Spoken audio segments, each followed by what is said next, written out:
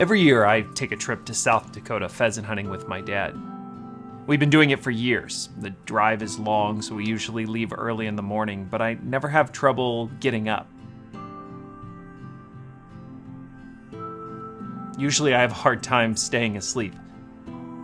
I look forward to that trip all year, and I always find myself anxious and ready to go. You probably know that feeling. That mix of excitement and anxious nerves, a big trip, a big game, a big meeting. It's a strange mix of expectation and uncertainty. That destination still ahead of you, consuming your mind and your imagination.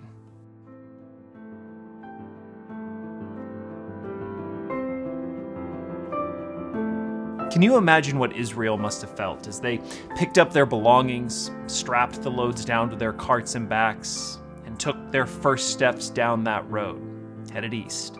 The sun still rising ahead of them, the anticipation of that new land and a new life just out there on the horizon. The Bible calls the story the Exodus. For generations, hundreds of years, Israel had been subjected to slavery in Egypt. But God brought Moses to prophetically declare their freedom. It had not come easily. God put on display the power of his authority. He brought Egypt and its Pharaoh to their knees, and finally they submitted to God's command, "Let my people go."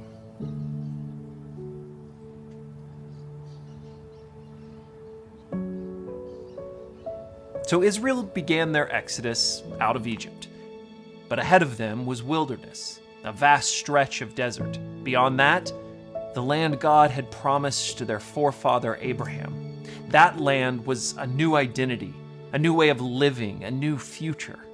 That view represents so much of life. We all look ahead to what we hope is the fulfillment of a promise, knowing that a wilderness lies between that place and where we are. And we are still filled with excitement for the journey.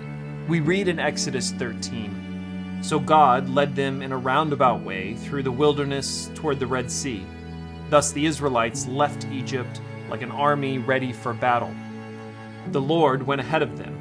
He guided them during the day with a pillar of cloud, and he provided light at night with a pillar of fire." It had to have been a remarkable scene. The excitement, the anticipation, the miraculous cloud and fire. But it all came to a sudden stop. Just as Israel reached the edge of the Red Sea, the sounds of Egyptian chariots began to build behind them. Pharaoh had changed his mind. He would not let the Israelites go. Chaos began to spread. The Israelites began to cry out in fear. Exodus records, "As Pharaoh approached, the people of Israel looked up and panicked when they saw the Egyptians overtaking them.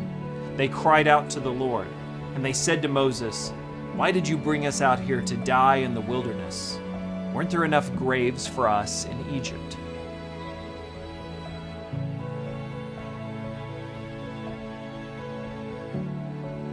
Pressed between the advancing Egyptian army and the edge of the sea, they were trapped and terrified.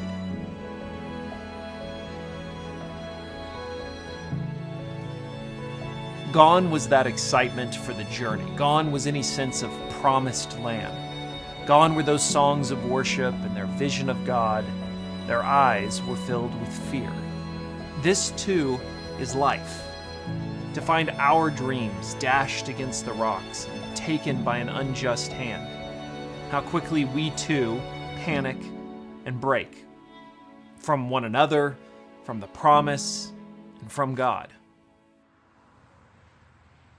But Moses' response is amazing. Moses told the people, "Don't be afraid.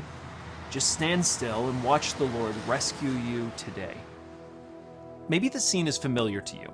God commanded Moses to lift his hands over the waters, and miraculously the seas parted, revealing a path of dry ground between the waves. Israel passed through, and just as they reached the far side, Moses again lifted his hands, and the waters collapsed onto the advancing Egyptian army. Israel had been delivered. There's so much in this story that inspires and challenges our faith. Our God was and is a God of deliverance. But maybe the heart of this story is a simple realization. Israel's journey was not initiated or rescued by their planning. The journey was initiated by God's deliverance. Who they were was not defined by where they were going. Who they were was defined by the God who had delivered them. They were God's people by the power of His hand. That story of the Exodus becomes our story. It is the story of every person who, in that moment of fear, calls out to God and discovers that He is a God who delivers. It's the story of those who, by humility and astonishment, realize that their path is not their plan, but His deliverance. And like Israel, we are forever marked by that deliverance we have received. God delivers His people, guides His people, blesses His people, and all those who choose to follow become His. Listen.